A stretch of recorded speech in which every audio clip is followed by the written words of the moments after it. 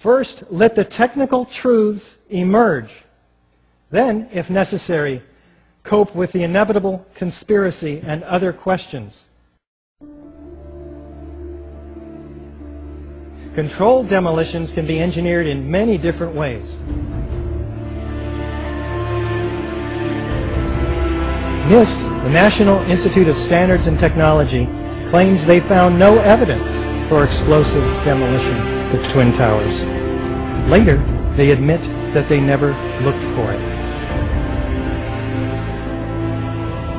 Architects, engineers, scientists, and many others looked for it, and it was not hard to find.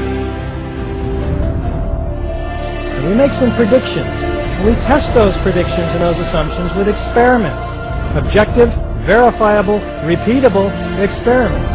We analyze the results and we draw conclusions.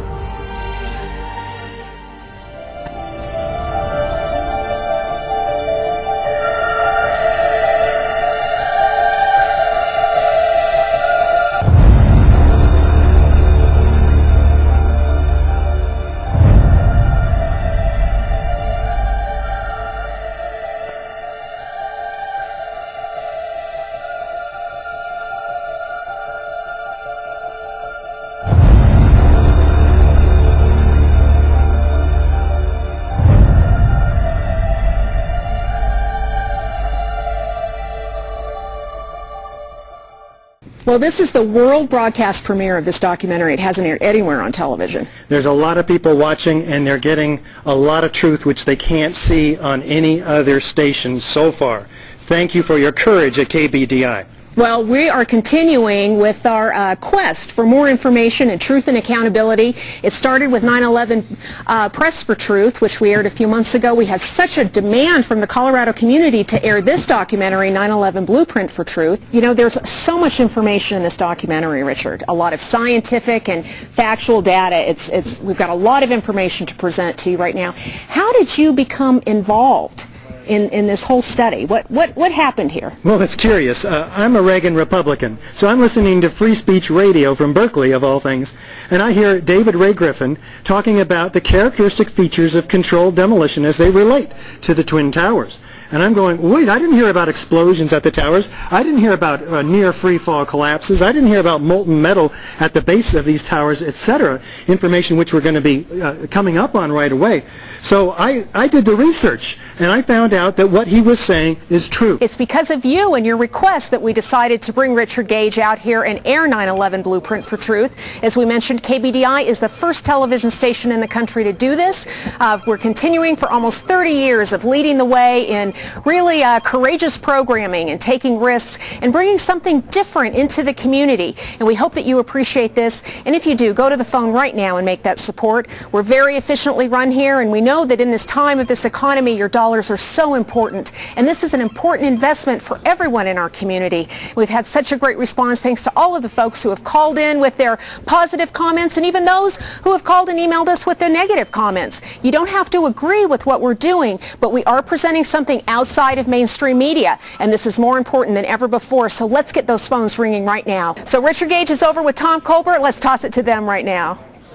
Thanks, Sherry. Richard, thanks again for being here with us. In this first segment of your documentary that we've just seen, you've presented a lot of technical information that seems pretty straightforward, pretty cut and dry. What's different in what we've just seen from what the government has told us? Well, good question, Tom. We're told that this building collapsed by fire. In fact, 8 to 10 fires. Video and photographic evidence suggests that they're quite small. In fact, they went out an hour and a half prior to the collapse of this building. Normal office fires caused the free-fall collapse of Building 7, resulting in molten metal flowing like lava, as we heard, at the base of this building, and the Twin Towers, as a matter of fact. Explosions heard by witnesses that we don't even hear about from the official story. So there's so much disconnect between the official story and what really happened. Plus, I didn't even know about Building 7, the third worst structural failure in modern history. Most architects and engineers don't know. We go to architecture and engineering conventions and we show them the third worst structural failure. They say, well, why didn't I know about this? Exactly. What happened to the media on 9/11 that we do not know this information? It's really quite disturbing.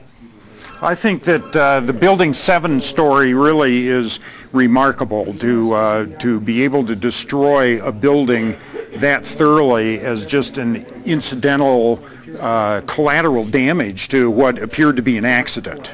In fact, the building has been completely dismembered almost and reduced to a footprint, almost in its own footprint, about 4 stories high, indicating that this molten steel resisting frame has been virtually cut. What you don't see in this companion edition on TV, but you will see in the research edition when you make your pledge.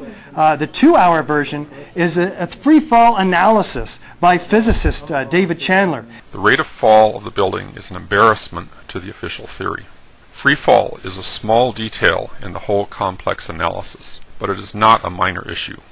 Buildings cannot fall at free fall through themselves, because even a weakened building requires energy to break up the pieces, crush the concrete, and push things around. When the falling building pushes things, the fall is not free. The things push back, and the reaction forces will measurably slow the descent of the building.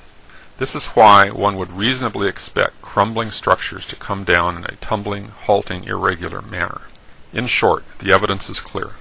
We are witnessing not the collapse of a building, but its demolition. We were talking a bit earlier about this substance called thermite, and pretty clearly thermite residue is present at the World Trade Center site. Would there possibly be any unignited thermite pieces in the World Trade Center dust?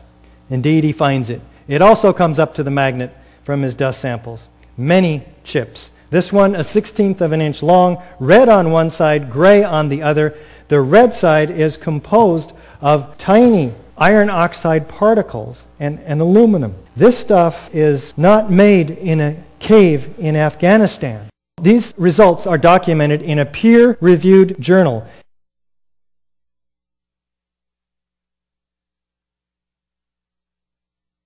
The particles being so small allow for almost instantaneous ignition between the two chemicals, the aluminum and the iron oxide, producing very explosive results. I'd like to direct your attention to this racing series of explosions down the right side in the corner of this building.